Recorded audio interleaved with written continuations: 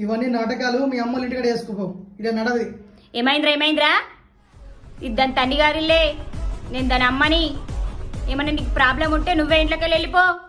చూడు, కోడల్ని ఎనికేసుకొస్తుంది, కొడుకునే తిడుతుంది. ఓ అత్తమ్మ, నువ్వు నీ కోడల్ని ఎట్లా తీసుకున్నావో నాకు మస్తు తెలుసు. నేను నా కోడల్ని కూతురు లెక్క చూసుకుంటా, నువ్వు మధ్యలో రాకో. ఏం వదినా, మీ కోడలు కనిపిస్తలేదు? ఎగ్జామ్ ఉన్నది, చదువుకుంటుంది లోపల.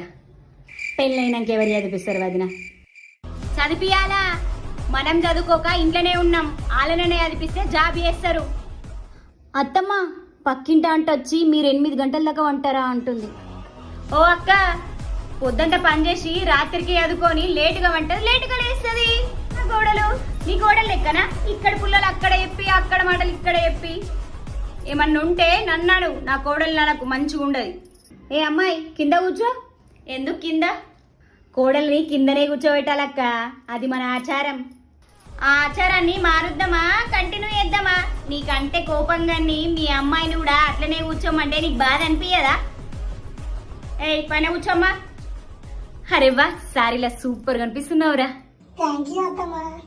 నేను బాగుందన్నా అని సారీలే కట్టుకోకు, నీకు ఏది కంఫర్ట్ అయితే అది కట్టుకో, సరేనా? సెల్ఫీ దిగు, సెల్ఫీ దిగి వాట్సాప్ స్టేటస్ పెట్టుకో.